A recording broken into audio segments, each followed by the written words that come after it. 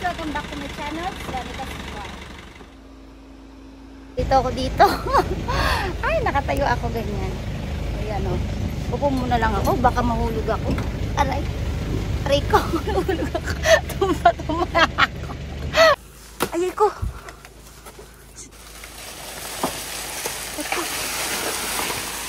Yan. Tingnan nyo kalaki.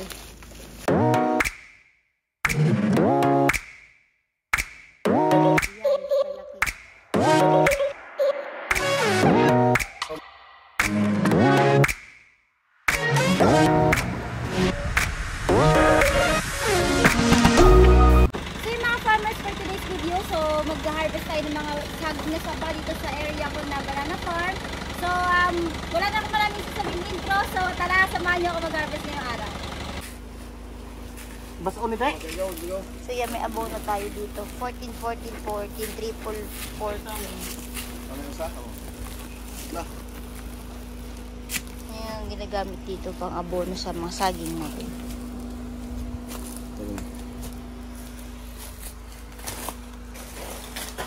Okay, let's go. Sunod lang tayo. Hindi na ako maraming sasabihin kasi lagi naman ako nag-vlog dito sa sagingan. Alam niyo naman yung mga diskarte ko dito na ginagawa. Na-explain ko na rin to dati sa inyo. So ngayon, magkuha tayo ng mga bunga. Pero yan, sinabayan na lang din natin ng abono. Ha? Nabriha? Ayay ko. So, makita ninyo yung bunga. Ayan, unang kuha. Ang laki na ng buwig, oh. Ang laki nga.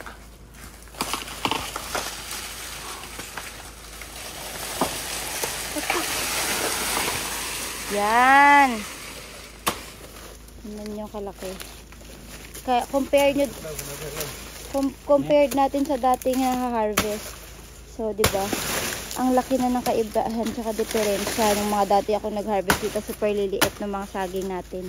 Ngayon, yan, pambenta na yung itsura niya. Malaki. Very nice.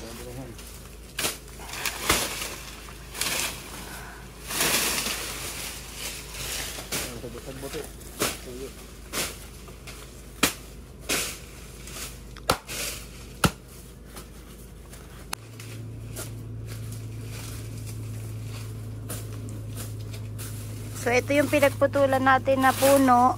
So, yan. Linisin lang natin yung paligid na. Ayan. Tapos,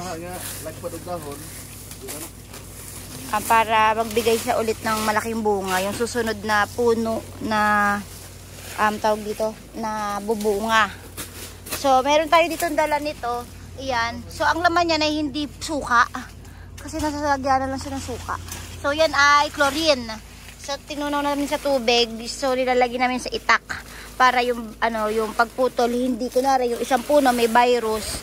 So hindi mahawa ibang puno kasi dinidisinfect natin siya ng pakita mo nga, lalagyan mo ng ano yan.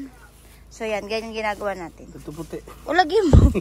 Lagyan mo yung yan. Yan yung ilalagay natin para ma-disinfect yung ating mga itak.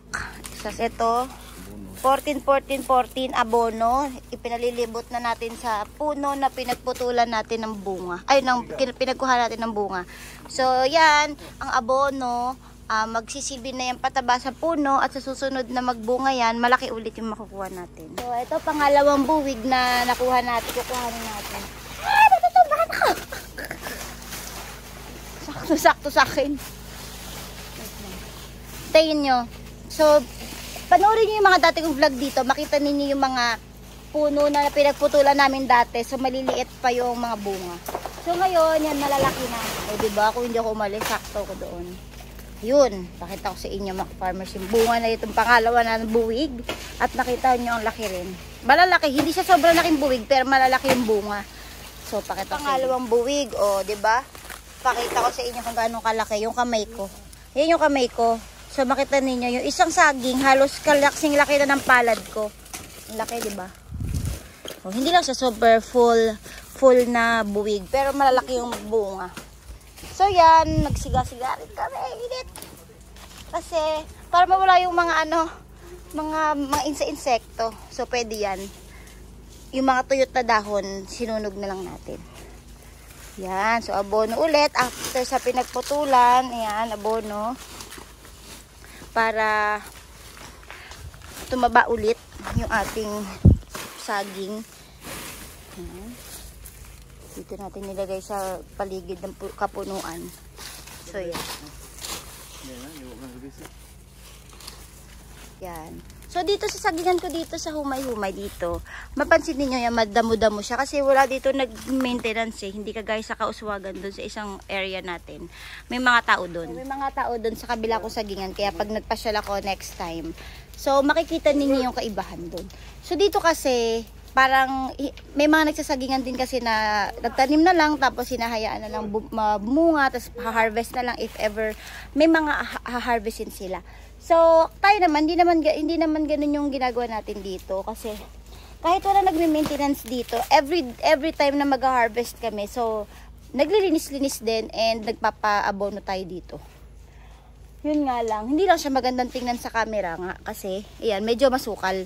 Pero, alaga pa rin namin yung mga isaging dito kasi ano naman siya sa pataba, yung maintain naman sa pataba, kaya makikita ninyo yung ating mga saging dito is malinis at malalaki. Yun, malalaki yung ating mga saging dito sa area na to. So yan. Ang mahalaga lang naman po ay maintain sa pataba, tapos makikita naman ninyo walang sakit yung saging dahil pag may sakit, hindi bubunga yan na malalaki. So dahil nakakakuha tayo dito ng mga malalaking bunga, so ibig sabihin, healthy naman din yung mga saging natin. Hindi lang talaga siya na-maintain sa paglilinis. Pero once naman ma-maintain sa paglilinis yan, yung talagang malinis ang ilalim, walang saha-saha, so talaga mas malaki yung bubungahin ito. So, yun, di ba mga farmers? So, pakita ko pa sa inyo yung ibang mga hina-harvest dito. Ayan, tulong-tulong dito, meron nag-aabono, may nagkukuha harvest, may ng chlorine. So, tulong-tulong na lang. So, ito, medyo maliit ito buwig na to, pero pwede na yan. So, may baka natira rin namang mga puno dito na maliit bumunga. Pero, yung iba, nag-upgrade na siya, gumanda na yung mga bunga niya. Tsaka makita niyo yung mga puno, ang tataas, ang lalaki, ang tatangkad. Yan. Green naman siya, healthy naman sa tingin ko. Ayan, healthy. Bawat putol sa iba't ibang puno, kinoklorinan talaga para safe. And siga-siga para sa insekto. Yan. So, napakagandang income din talaga ng saging mga farmers, lalo na kung may mga tindahan kayo ng mga saging, ganyan. Ito pa, maraming mga bunga. Oh, yan, hindi pa yan ready to harvest. Maliit pa yan. Ito pa, ayan, nakikita nyo. Malaki to mga farmers, almost. So, malaki to mga farmers, tong ating area din dito sa ina-harvestan natin ngayon. So, ang lupa natin dito na pinagtaniman is almost 1.6 hectares. Ayan, then ang naitanim natin dito mga kapunuan ng saging is nasa around 1,500 puno. So, very good na po yung income na ito sa atin, sa isang area ko bilang nagsasagingan. Kasi, lalo na ngayon dito sa Bohol, nagsimula na yung klase ng mga estudyante. So, lalong malakas yung tindahan natin, yung pagbebenta ng mga saging na saba. Kasi, hindi man to dito sa probinsya, sa mga estudyante, mga banana Q, ganyan.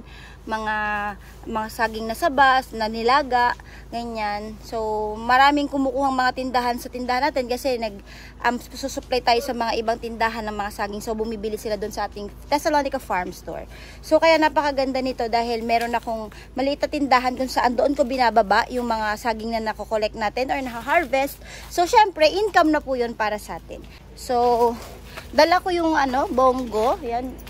Yun yung bongo natin na truck. So, doon ilalagay yung mga nakuha natin na mga saging. So, later, once mapuno yun, akin siyang ipapakita sa inyo. Tapos, ito yung ating Raptor. Siyempre, meron din tayo sasakyan, diba? So, yan. So, pakipakita ko muna sa inyo yung mga view natin dito. Papapakita ko sa inyo yung mga Gato lang naman, wala naman tayo masyadong gagawin. Nag-harvest lang kami dito. So, pinakita ko lang sa inyo para masamahan nyo rin kami dito sa pag-harvest ng mga saging. So, dito pa lang tayo nag-harvest mga ka-farmers sa kaparason to. Yan. Yan pala yung nakuhanan natin ng saging. Meron pa sa kabila doon. So malaking doon yung malaking area banda hanggang doon sa dulo yan, puno yan ng saging. So nakikita nyo may mga bunga na siya na mga yan, hindi pa naman siya ready to harvest pero may hinihintay na ulit tayo susunod. Yan. So let's go, lakad tayo. So maganda ang mga saging, mga farmers, kasi yung pagbibigay niya ng bunga is hindi one time lang. So ang pagbibigay niya ng bunga, once na harvestan mo yung isang puno, may susunod pa na isa. So hanggang sa hindi siya titigil magkaanak at magbigay sa inyo ng fruit or ng saging. So yun yung kagandahan sa pagsasaging. Kaya isa to na sa naisip ko na maging main crop ko, dahil tuloy-tuloy yung kita once na naitanim mo siya. So tuloy-tuloy na yung pagbibigay sa iyo ng kikitain. So ito yung isang buwig na nakuha. Oh, malaki-laki na rin, 'di ba? Oh. Yan. Okay, isa. Ito. So malaki talaga yung pinagbago ng mga saging natin, gumanda na yung bunga. Pausok. Tapos abono. Ito yung pinagputulan. So ganun ulit gagawin natin.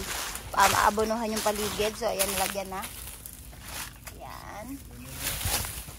Tapos yung mga gilid-gilid, yung mga tuyong mga dahon. So ginagawa natin na siga pa ang pausok. So ito yung kalakihan ng ating sagingan. Hanggang doon pa yun sa pinakadulo. Yun, makita niyo meron pa. Wala lang tayong drone para mapakita sa inyo. So yan, kabilaan yan, tapos may daan sa gitna. So hanggang dulo pa yan, mga farmers, at dito, yun. Hanggang dulong-dulo pa talaga, super layo pa. Hindi ko lang siya mapakita sa inyo ng malapitan kasi ayan, alam nyo naman na medyo malaki-laki yung lalakarin natin. Ayun, hanggang doon pa, oh, yun. Kita nyo, yan, hanggang doon pa yan, extension pa yan. Ito, may dating minakatira dito, so yan, wala na ngayon. Yan. Hanggang doon pa. So 1.6 hectares to, at ang kanyang rami ng puno is nasa around 1,500 kapunuan.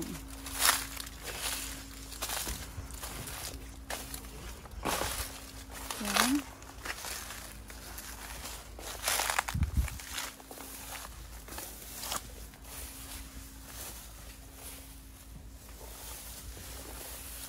Ito pa. Ikot pa tayo. Yan pa, oh, hanggang dito. Yan. Yun. Makita nyo yan. Paikot pa yan hanggang dun. So yan, hanggang dulo pa. So malaki-laki rin to area natin dito, mga farmers. So ito naman yung mga puno na medyo nag-survive pa, para pinaayos pa natin yung sitwasyon nito para gumanda yung tubo at magbigay din ng malaking bunga. Hanggang dun. So yun, mga farmers, at pagkatapos natin mag-harvest, so nilagyan din natin ng pataba. After nun, nilalagay lang yung bunga sa tabi ng punong pinagputulan. And after that, pag na-harvest natin lahat yung saging, so saka natin sila unti-unting titipunin or ipunin papunta dito sa ating bonggo. So once na ma-harvest natin lahat yan galing sa ating sagingan dito sa ating area, so dadalhin na natin yan sa tindahan para syempre makapag-create na rin po siya ng income.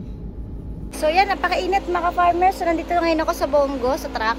So dito natin hihintayin yung mga harvest na mga saging. So yan, mga farmers, so napakainit. So nandito tayo ngayon sa may taas ng bonggo. Ayan na yung mga nakokolekta. So hintayin natin maya padadating yung mga saging na hakutin nila Russell dito sa dam. So tingnan natin kung gaano kadami yung mga nakuha natin ngayong araw ng mga saging bago natin dalhin sa tindahan. So yan, mga farmers, alas 12 ng tanghali, grabing init. Ayan, so magpupulot na tayo ng mga na-harvest na mga saging. So dito sa area natin ang sagingan. Ayan, so lahat ng dinadaanan natin yan, mga sagingan ko to, hanggang dun sa kabila. Ayan, puro sagingan yan. So inilagay na kasi sa gilid ng daan. Ayan, sa gilid ng mga daan yung mga saging. So pupulutin na lang natin, kaya ikot lang natin yung truck. Yan, ang pulutin na natin yung mga saging na na-harvest. So yan, nakaikot na yung truck natin. Ayan, may maliliit din. puso. Yan.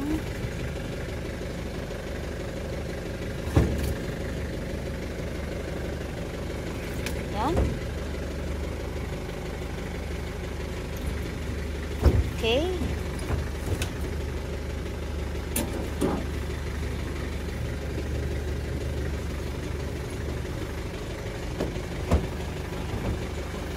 So, nandito ako, yan, nakatayo ako dito sa truck. So, super init.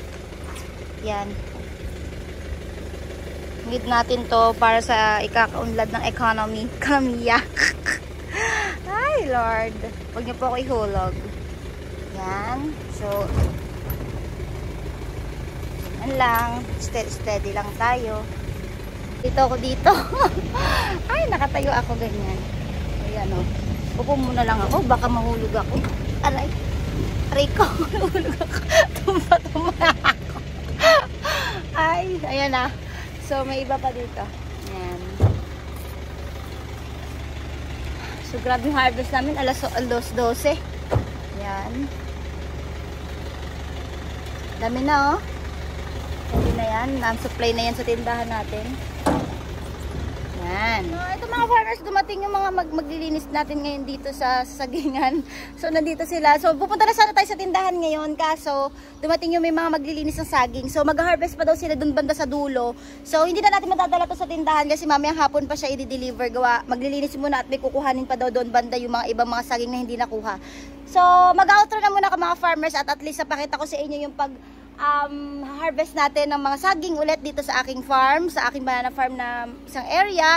So very happy tayo dahil may dagdag na naman tayong mga saging na idadagdag sa tindahan natin ngayong pasukan na ng mga bata. So dagdag income na naman itong ating mga tanim. So syempre pag may tananim ka, so may aanihin ka at ngayon may naani na ako kahit papaano sa mga area na mga pinaghirapan ko itanim, unti-unti na po nagbubunga lahat ito. So yung mga farmers, kung nagustuhan nyo itong video na ito, please like and subscribe sa aking YouTube channel at i-click na rin yung notification bell para lagi updated sa lahat ng videos na upload natin dito sa aking YouTube channel. Ayun mga farmers, thank you for watching and happy farming!